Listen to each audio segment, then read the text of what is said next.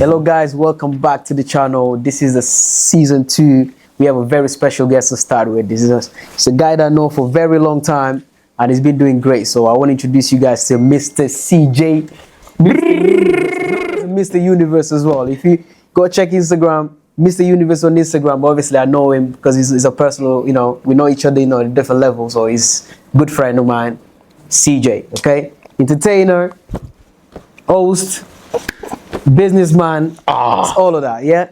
Okay, so man, for those that don't know you, tell us about your background, how everything starts. So, those that don't know who CJ is, who Mr. Universe is, introduce yourself to them, man, so they... Yeah, man. Big up on yourself, my G. Yeah, so Mr. Universe, aka CJ, aka your mom's favorite person, All right, big up yourself. But yeah, so obviously I do from events, I'm a host, content creator, you name it. I've got a 9 to 5. I can't tell you where I work though, for privacy measures. Because I see some of you pulling up to my job. But yeah, so that's just a little of what we do at the moment in time. About me, I'm 33 years of age. Obviously, I was born in Jamaica, originated from Jamaica. I came here when I was 9 years of age, moved to London and lived in Hertfordshire for a bit. And then from there, moved up north to Bolton, where we studied university, graduated, finished our graduates, and then we moved to Manchester. Worked in Manchester for a bit, gradually moved into the scene, and here we are today. You are a great dancer too. How was dancing and entertainment started? Like, how did you start, fall in love into stuff like that? I'll probably say at the age of probably 9, I'd say, because at that age, when I was back in Jamaica, there was a lot of, the dancing scene is huge. Music is everywhere. You're showering, you listen to music, you're walking on the road, you're going to the shop, you're in the car, everywhere, music. So the dancing scene was quite big in Jamaica. So it started when I was quite young. I used to just wander out, run up, go into the parties, and then my mum used to chase me back home, tell me to go back in. But yeah, that's where it probably started. So we used to imitate a lot of dances. Obviously, Jamaica is very close to America, right? So we see the Michael Jackson on TV, the Chris Browns. So you want to always start dancing, dressing like them a bit. Yeah. That's how it started, really and truly. Very, very proudly as well. So how representing Jamaican culture is like mean to you? Do you know what? I take that greatly. And I try to make sure anywhere I go, I do represent the country very well in a positive manner, because, as I say, there's a lot of negativity that comes from the country, so forth. I don't know if you know, probably drug trading and so forth like that. So we try to enhance it and let people know that we actually have, everyone knows about Bob Marley and so forth, the music, sprinters, I'll say the football team, but yeah, let's not go right there. But yeah, so I just try to make sure that the world can see who I'm representing, and I'm representing them in a positive light, because a lot of the Jamaicans are very patriotic people. We believe in ourselves that we're very, I won't say we're the bosses of the Caribbean, but we think we're the it factor of the Caribbean. That's great. Obviously, like, you always need to embrace yourself. Like, you need to think you're the best. If you don't think you're the best, probably you won't be able to achieve things you want to achieve in life. Mm-hmm. Jamaican culture, like, is known for variety of things. Would you say dance or music? Which one represents Jamaican culture more globally? Oh, that's a tough one, because obviously I'll say the dancing is local. It will be local with the dancing, more or less so, because there's lots of dance that's not gone global as yet. But the music reaches so far. Like, we have in Japan, we have people listen to our music all over in Japan. A lot of people don't even know about this. Yeah. Japan's got a huge dancehall and a reggae scene over there. Then you've gone back to the States, where the States is taking on from New York, Atlanta, all these major cities in America. And obviously the impact of dancehall over here, from reggae to dancehall, is huge. But I'd say globally, I'd say the music, and I would say locally, the dances represent Jamaica. The dancehall and reggae, they very well known, genre now. Mm-hmm. What would you think, those two genres, like, evolution in last couple of years? Obviously, since you remember you listen to music, how do you think that evolution gone? You think, they stagnated for a bit, or they keep, driving and going high and high? Do you know what? I do believe it went stagnant. So growing up, it was very much on the top of the food chain, and then, like, I don't know if it's a 2010, 2011, or no, I would say probably 2015, 16, Afrobeats, the wave of Afrobeats came in, and dancehall just went over to the side for a bit, and Afrobeats was just kick down the doors, Yeah. and then you had Amapiano coming straight behind it. So dancehall got pushed to the side a bit. But I do believe there was a rhythm, as a guy, a producer called Russian, and I think his rhythms brought back dancehall, because from he introduced his rhythms back again, you had a lot of more dancehall artists coming out, going globally and getting played. And then obviously you had Vibes Cartel just released from prison, not even 2 years now. And that's like the head of dancehall, you know? So yeah, I believe now it's back in the place where it was, but before it did get a bit stagnant. Yeah, it's stagnant a little bit. You know, Jamaican music is known, like, you know, we already know that. Like, I love Jamaican music too, but obviously I'm African, but I still, you know, enjoy Jamaican music. You know, in terms of, like, you know, showing the difference of Jamaican music, what do you think is so different about Jamaican music that people love so much? It's just for myself, What the sauce in there? What like a little seasoning, yeah? For myself personally, I would say, if we're being honest, I would say that there's something in the music. I don't know if it's the rhythm or what it is, but for myself personally, I say, like, the females, they love to gravitate to the music. Majority of our music is gravitated for females, like it's made for the females, you know. And which, as a man, so they can shake the butt. Exactly. I didn't want to say it, you know what I'm saying? So as a man, we love that, because we're a very sexualized country. Like, as a man, of course, well, I can't say as a man, because not every man likes that, but me, especially Jamaicans, a lot of Jamaicans, we love that. But yeah, I'd say dancehall is very much sexualized. Is it dancehall, like, for you guys Jamaican? Do you take dancehall more as a, like, you know, culture thing or more sexual thing? Because obviously the people stereotype, you know, dancehall. They see, when they listen to dancehall, they say, oh yeah, that's a sexualized song. Do you know what I mean? They don't want to, you know, mix themselves up to it. But you think that's more cultural to you guys, or it's just, like, you know, sex thing? You know what I mean? That's a great question. Do you get what I'm trying to say? I totally understand what you're saying. So I'll give you an example. For instance, my mum's gone to a party before with her partner at the time, and they would probably swap dance partners at the event and so forth. But with us, especially our locals from Jamaica, we don't look at it as, oh, it's sexualized. We just look at it as dance. Someone dances you and you go home. You don't exchange numbers, or, you know, it's just a dance. You know, like you have kazamba. You have samba and so forth. People dance sexual and so forth. They don't be sharing their numbers and stuff. They just, bye, I'm going back with my partner now, I'm going home. It's just like that. We just look at it as just dancing. Because me looking at a couple of videos, you know, of, like, you know, people in Jamaica, the way they dance, you know, grabbing the girl, going around and them hit you, you know, wall, you know, start like, you know, whining on, you know what I mean? That, like, when I first seen that, I seen that well, now I don't, because obviously when I go to, like, you know, Jamaican parties, you understand I do it, and then that don't mean I want the girl or something. You just wanna have a good time and stuff. You know what I mean? But do you always thought that way, or is, you know, it changed after, you know, with the time? Yeah. So obviously, as I said, I was born there. So when I grew up, I was looking around, and that's how everyone was acting. They went to the parties, the dance hall, they dance, and they'll go straight. Their partner would be there also. 9 times out of 10, their partner will be probably even friends. Imagine me and you are here. Me and you have gone to a party, and my girlfriend's here, your girlfriend's here. We'll probably swap around and dance with each of our girlfriends, but we won't look at it as sexual, or it would just be something normal. It's a dance. Like, we're not, you know? Don't do that to me, though. Yeah, no, of course not. Of course not. Listen, we're in England now. Times have changed, but, you know? You know, let's say you in a party, like, you know, in the Jamaican party, like, you know, you guys having a good time. Which song would you say, when this song start playing, the vibe change, you know, the vibe goes up? Oh, it gotta be Whites I gotta say a song called Whites by Massacre. You know the song goes, my dog start sell, wash off the stove, out of the kitchen, you have to, you're my killer, you know? Yeah, but so, that's pretty new, though. Yeah. But what about in, like, you know, the old ones? Back in the day, you Go, a song called Go Go Wine. It's from Russian Rhythm, a Vibes Cartel. That went off. Then you have, I'm trying to remember the name of the song. You have Beenie Man, the girls them sugar. Back in the day, oh my, the girls them sugar. How can I make love to a fella in a rush? You know? So I like some old school dancehall too.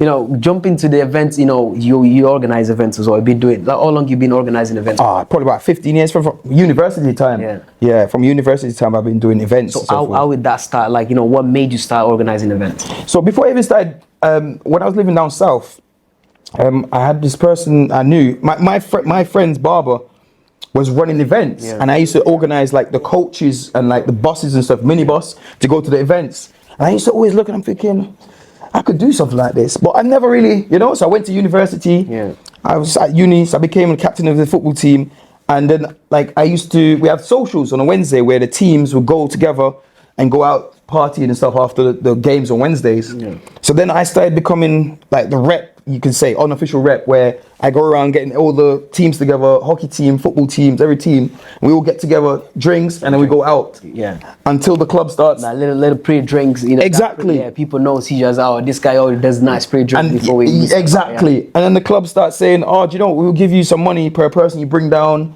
I'm like, okay, cool. So every Wednesday, I'll make sure I go around, get everyone until everyone knows. They start messaging me before I even go around to them saying, "Hey, we're going out tonight," and stuff, you know? And then it started from there, really. So I went to university. I tell people all the time, I basically left with 3 degrees because unofficially what I was doing, this is what I'm doing now also, which is events. But I didn't really go to uni for that. That happened very organically. Like, it's not something like you force. Like, it's just natural, like your vibe. You like to gather people around. 100%. You know, and then that start from like organizing events. So you've been doing events for some time and performing as well. So what would you say is your proudest moment, like from this time you've been performing in a club, you know, like hosting? So hosting wise, I'd say probably at Carnival when I'm not sure if it was 35 or 25,000 people, and I was hosting up there and alongside Shawnee B, DJ Lani, which is household names in dancehall scene, you know. And yeah, it was just great to see my peers, my friends from college, from uni days, up there, over there with me. You know, it's overwhelming. It's something that you never expect to come so quick either. Because I've been hosting probably about 3 years. Been running events and stuff for a while, but I've been hosting probably around 3 years now. So yeah, for that was a big moment for me, you know. But you know, hosting, when you start hosting, that's when you start meeting like, you know, these celebrities, you know, getting to know, you know, industry people. Like, tell me, how did you meet your big friend now, you know, the big Zoo? Like, how you guys met? How do you know, your friendship started? We met through one of my friends, DJ Win. I think he hit up Win to do something because obviously Win must have gone on tour with H and then he's come back up. So Zoo must have come to Manchester he had a filming in the morning. So Win was leaving again for tour. So he told me to just take care of him, like show him around the city, bring him around. So obviously he trusts me because I'm his friend, so he knows what I'm like. So we've gone out, you know, had a great night. He enjoyed himself. He's gone, made his show in the morning, and then we've gone out again the night after, and we just. Yeah, every time he came to Manchester, he just hit me up. Exactly. We just clicked. Personality, you know. Yeah, you like, our energies match. You like his vibe as well, so you know, you just start. 100%. We've got the same. Yeah, we say same personality basically. Like we're very outspoken, loud. You know, very likable people. So yeah, we just clicked from there, and then now it's my dog. I feel like you guys vibe in the night, man. You know, obviously I've been out with you guys. I know, you know, you guys like, you know. It's like the same people, you know? Yeah, 100%. I'm telling you, as I say, we bounce off each other. It's like, it's an energy thing, you know? When people got like good, vibrant energy, you attract people to it, you know? So, big up my dog though, Zoo! Come on, big up. So, organizing events, what would you say is the biggest challenge, like, in organizing events? Because I never tried it like that, you know what I mean? You know, I'll do like a little house party, that's easy. Yeah. If somebody don't turn up, it's okay. Those that there, you still can have a good time. But when it's events, you still want the event to be popping, have enough people in there to like, you know, say, okay, my event is sick. What's the biggest challenge that we face organizing events? I'd say the biggest one is probably trying to separate friendship from a business, because obviously you've got people, you got people that are like, I hear that. I'm coming through, make sure I'm there, I'm bringing like 10 of my friends. I'm like, what, paying friends? Because I gotta pay the DJs. Like, you know, I always tell people this. I said, listen, don't always look at the party how ram it is. You need to look at the money he's making, because some people don't realize there's a lot of promoters out there, their parties be packed, but probably about 40% of them people are paying. The rest aren't.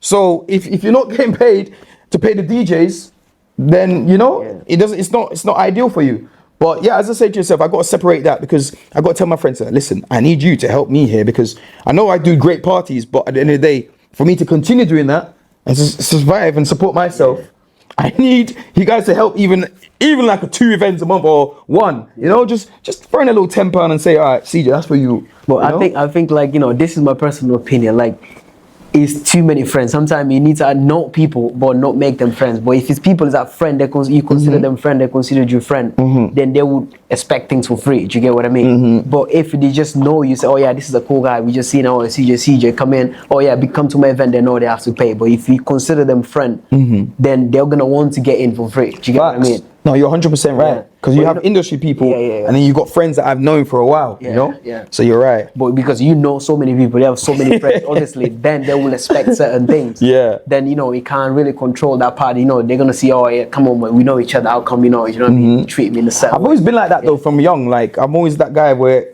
as I say, good energy attracts people. So if you're just clean heart, you're a very good person to everyone. Yeah. Like you have.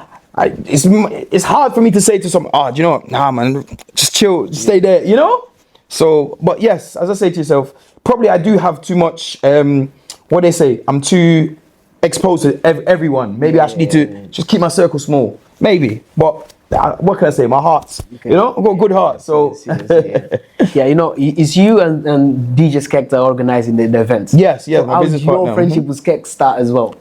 Oh, this is funny. It's a long time thing. Yeah, this is funny. This is like probably 2016, 17. So I was going to University of Bolton, and then we had a friend called Milton. Mutual. I'm saying we have. He's still my boy. Shout out Milts. Still my boy. So Milton, he used to come to like my site. He used to live in Manchester, so he used to go to University of Salford. And Milton used to, for some reason, I don't know, like this guy used to be at my uni. Yeah. I'm like, bro, what uni did you go to? And he was like, I go to Salford. I'm like, so how come you managed to get over here? I think he said one of his friends that going uni over there also. Yeah. So I'm like, all right, cool. So anyway, we're talking, and then he used to say to me, why don't you get book my friend, my DJ friend, he's so good. But he used to say DJ Skez, and I'm like, who's that? Who is that? Because he was talking about my business partner now, obviously, my business partner at the time, I knew him as Sam. I never knew his DJ name. Obviously, I knew his DJ and stuff, but I never knew his DJ name. So I'm like, who are you talking about? So he said it to me once. I'm like, I don't know what this guy's talking about. But yeah, anyway, let's go. We're going out. He said it to me again. I'm like, nah, this is serious now. Why is he saying this again? So then one time, I think we must have gone to an event together, and all three of us met, and he was like, yo, this is the DJ I'm telling you about. I'm like, Sam. He's like, yeah. I'm like, bro, I know him, bro. Like, I work here with him. And he was like, oh, okay. But I didn't know his name then. So that's how we met. Well, that's not how we met. We met before, but that's how we really clicked and gelled, you know? And then from there, I used to say to him, I was like, man, you should be doing your own show. Why aren't you doing your own events? Like, you're always DJing for other people. Do your own event, because you've got a following. A lot of people follow you. They know who you are. They know you from the house parties and so forth. So I'm like, surely you should be doing your own events and like just take the money for yourself. Like, you don't have to be sharing it out here. And then one day he's listened to me finally, and he's gone. His birthday, I can't forget it. His birthday, his first event, his birthday. I said, you know what? Bear in mind, I don't really know him well like that. But I said, I'm gonna help you. I'm gonna help you with this event. It's your birthday. I'm not going to charge you. You don't have to pay me nothing. I'm going to help you. So we went on the streets late at night, Monday, Tuesday, Wednesday, Thursday, Friday. You can ask him. We went to clubs. It was inside Club Live, the first Club Live. Flyering. The one opposite Impossible. Yeah. Opposite Impossible. Flyering, doing what we had to do. We was outside, just on the roads, flying to everyone, getting girls to share the flyers to other people, everything. Then the event came. So then I checked, I seen a DJ list. I said, hang on. I said, how much DJs do you have? This guy must have had like 8 DJs. I said, 8 DJs? I said, bro, you're gonna kill us. Like, you got 8 DJs? That's a lot of DJs, bro. Like 5 is a lot. So imagine 8. And he had a drummer. This guy looked like he booked the whole world to be at his party. I'm like, bro, are you trying to make money or are you just trying to enjoy yourself? This guy had a drummer. Bro, I can't forget it. If you ever see him, make sure you talk to him about this. Oh, it was funny. That was what's it called? That club is a Viva. That's it. Yeah, back in the day. I remember when he started organizing events. Exactly. That's my first club. I did events when I was still in Bolton doing uni. I come over and I was still doing events there. Yeah. That was my first club. I really broke through into Manchester like that. But yeah, that's how we first really gelled. And then obviously his event was good. His birthday, he enjoyed it and so forth. People turned out for him. And then I think like a year after, because I had my own brand, he had his own brand. And then a year after, he's like, you know what? Why don't we just combine our brands together and we just do events? I I'm like, do you know what? We're cool already. Yeah. We might as well. Do it, yeah. And then from there, it's history. It's easier that way, yeah. Yeah. It's like, because now it's not just one person with stress. Yeah, but like you two guys, people stress. you guys now managed to bring like, you know, big artists, you know what I mean, to your events. Like how the connections with the big artists start is as well. Like, you know, managed to get, you know, because I know you hosted Vibes Cartel, you know, party, when you after came party, to, you know, to O2 in Manchester. Yeah. How did you manage to, you know, get him on the event? So his MC, I've reached out to his official MC, and I've said to him, just if you could post up for the official party, after party for us, please. And he was just like, yeah. I sent him over a little change. I said, oh, this is just for your pocket. Yeah. I said, all right, cool. Do that, run that for me, please.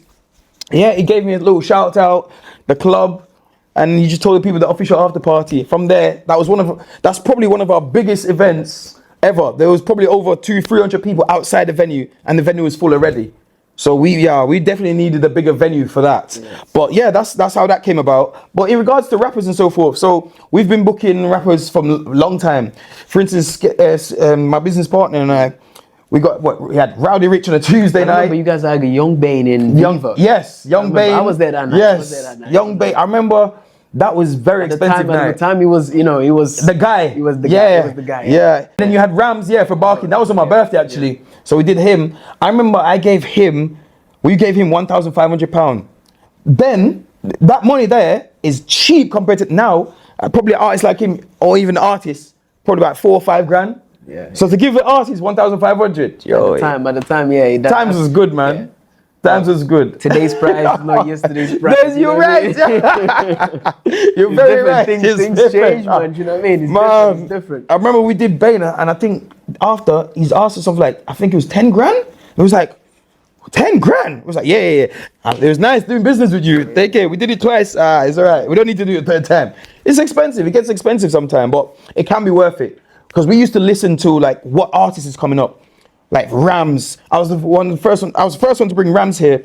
Unknown T. You remember Unknown T? Yeah. Unknown T. Brando and Tizzy. A lot of artists from London we brought up. We were the first to bring up. Yeah. But yeah, we used to just keep our ears to the ground and we listen to the underground.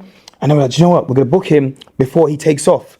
And then we booked them like 1,500. So we even had Russ. We were one of the first people to bring Russ up here. Yeah. Me and my business partner, and then my business partner also took him on a tour to Bradford and Liverpool, you know? So yeah, we got in quick and early with these guys, and then build relationships. Build relationships. So for now, even if I see Rams in London now, what's up, you good? See the other man them. Exactly. Yeah. 100%. That's why on your birthday, use them all came. You can have connections like that, yeah. How did you bring that guy just for your birthday, man? Or he came? He was in Manchester. I'll explain. Already? So he was in Manchester already. He always comes to Manchester. Obviously, we got mutual friends and so forth. And he pretty much was hosting in that too. Yeah, well, the video. He's a man of many talents. He's very multi-talented, isn't it? He's very multi-talented. But yeah, as I said, we got mutual friends, and then Pete. He's a good friend of ours also. He was like, do you want me to bring him through? I said, yeah, bring him through. Let's go. We enjoy ourselves. He's going to be packed anyway. If he wants to come through and enjoy himself. Yeah. And he was like giving the mic. I said, do your thing. It's my birthday, but it's your show. You're the great man. I'm just, you know? You're the known guy and everybody knows him. Do you know what I mean? He's a global. Do you know what I mean? This guy is a legend. He's a living legend. Imagine a legend coming to your party. What are you going to tell him? I know what I'm telling him. You want to host? Here's the mic. You want to do it all night. He's a legend. So, you know, he's Jamaica's biggest legend also. He's Jamaican. So, yeah, of course. It goes hand in hand. Can't complain. Cool. Now I want to jump into what you're doing right now. Like you start creating content on social media. What inspired you to start creating content? So, my friends used to tell me, yo, you're so naturally funny. Like, for instance, Zoo. All the man them will tell me, you know, I go down there, D7 in London. I'll be in London. They were like, yo, why are you not doing this and that? I come up back here, DJ Win, you need to start doing some content. So I said, you know what? All right, that's it. I'm going to invest my time into this content creation, online, doing some skits and so forth, and see where it takes me. Like, for instance, I've got a video, it's like, 2.5 million on TikTok, gone viral from a warden getting ticketed by another warden, so forth. So I thought, why not? I've got the I can't even think the word. I'd say I've got a personality. For it. Yeah, I've got a personality for it. So why not? You know? Yeah, you just might as well just explore that. You know what I mean? Yeah. Exactly, That's exactly. good, bro. Yeah, you gotta keep up because I can see like that could definitely take off. You know, more than what you're doing already, Yeah. and that would actually help what you're already doing. Exactly, Because if they're known for the that in industry. social media, yeah, exactly. Like you just you connect. You have more people on your events, and you'll be able to like take off and then do Exactly, hand bigger in hand. things, yeah. But I got a couple of questions I'm gonna ask you. Oh, yeah. Now and then It's getting hot in here. I'm gonna have to take off the jacket. You don't need to elaborate much. Give me like more straight answers for that. Okay. All right, Okay. 1 second. All right, go ahead, go So ahead. who runs dancehall right now? Woo-hoo-hoo! I tell you what, those are some good ones. Who's running dancehall? I probably shouldn't say it, but I'm gonna have to say it because I'm not biased. So I gotta be honest. I'll say Valiant and Massacre. It's got to be those two. Those two right now are on fire. Yeah, Valiant and Massacre. They're on fire. They're very much so. Okay. Another question is that you think dancehall is bigger than that now than 10 years ago? No, 100% not. 10 years ago, dancehall was huge. It was massive. There's no other, apart from hip hop, there was no other genre that was coming close to it at that point. Because you had Shabba Ranks still perform, Beanie Man still going, Bounty Killer still going. Yeah. So yeah, no. So what's the biggest misconception about the Jamaican dance? About Jamaican, what, the parties or the dancehall? Dances in general. I feel like we can't Or like talk dance. about it, That is sexual. That is just sexual. That is just, if we dance in that manner, that we're interested. If you've been to carnival, you'll see you dance, you whine, and you just go home. You don't have to. But I think the culture in the UK and America sexualizes so much. They make it seem as if though like you have to get the girl's number and all these other things. When you don't have to. It's just you just enjoy yourself and go. Like it's not your wife. This one here, I want to hear what you're gonna say about this one. Afrobeat or dancehall, which one is controlling the party? Oh, he's trying to get me cancelled. Somebody call my mama. Which one is controlling the party? Oh man. Right, I live in Manchester. So right now, in the town centre where we're based, I'll say Afrobeats is controlling the scene heavily. Yeah. However, like when you go to the dances, as in the dancehall underground events that happen in Manchester, obviously it's just dancehall, strictly just dancehall. You don't hear no Afrobeat at all, just strictly dancehall. Unless me and DJ Skeds was booked for an event, you won't hear no Afrobeats there. It's just be dancehall. So they're separate, but in town, where we are, it's Afrobeats. Afrobeats at Amapiano, killing the streets. Yeah. Okay, so you go to Jamaica every year. Don't be saying that now. People might, hey, listen, he's joking. He's joking. You go to Jamaica every year. You party in there and you party here. Which crowd would you say is better when it comes to party? Oh, do you know what? People might think I'm joking when I say England's actually not too bad for partying. They might say, what? But Jamaica's Jamaica. Yes, Jamaica's great. Don't get me wrong. Jamaica's great on the beach partying. But you've got some parties in England that are going up. Like you got some Bashment UK events. You got some events over here that are going off. When I say you're dancing till the whole night, little festivals and stuff. Even I say wireless, wireless festival. You have now you have Reggae Land in England. They're comparing, they're competing. Is that a new event or it's been around? So Reggae Land, I'm not sure if it's been there for 3 years or 2 years, but it's been going now for a bit. But obviously wireless has been there a long time. Yeah. But yeah, this new event now it's sold out and it's huge, it's massive. I've been to City Splash also, where the vibes was unreal. These are like Jamaican events, but like in London and Milton Keynes. And it's huge and it's nice, it's very good, I must say. But obviously I'm gonna be biased to say Jamaica, heart of love. But UK are quite close. So you organize events, you out often, you probably week in and week out. What would you say is the biggest problem in the UK scenes and night outs? Oh, yo, man, damn. I tell you what. But I want honesty though. I'll be honest with you.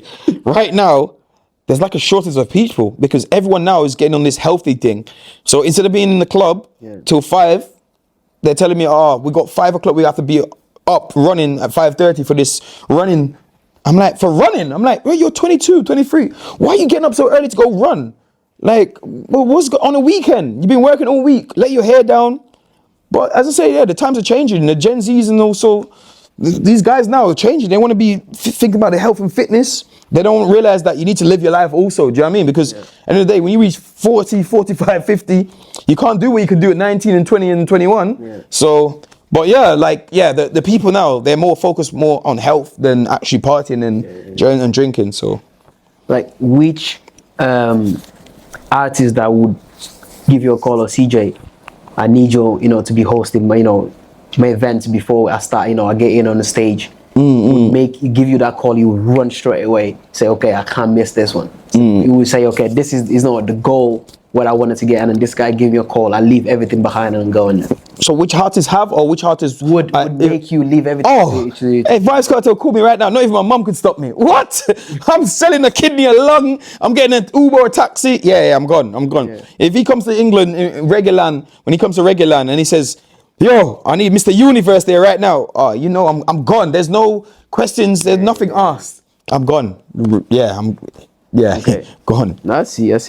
So, in general, what would you say is your biggest vision in, like, where's the outcome you're looking for all the thing you're doing? Where would you want it to reach? What was the end goal for everything you do? So in regards to my events, I want to get to a stage where we do festivals. I want to do festivals on a big scale. That's one of my goals for events. My events for hosting. Obviously, I want to keep building and host some big festivals and the wirelesses and the reggae lands and so forth. Yeah, obviously, as I say, we tasted it with Carnival. I'm sure we'll do it again. Manchester Carnival again. But yeah, that's my aim. And then obviously with the content, I want to raise it so high that obviously I'm getting paid from it, and it's on a level where we can see millions of views and so forth. Yeah. So yeah, that's you just have to look for ambition and just start aiming higher. 100%, Yeah, we'll achieve it. You're Mr. Universe. How would Mr. Universe wants to be remembered as?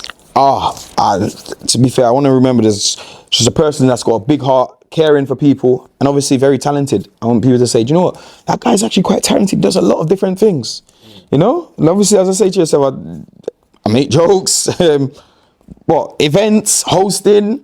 I've got a lot to me. I'm not just lots going on. Yeah, not just one dimension. People out there, those that are watching you, it could be a youngsters, those that are growing up and start liking what you're doing. Leave a message for them, and then like one motivational message for those that watching you right now.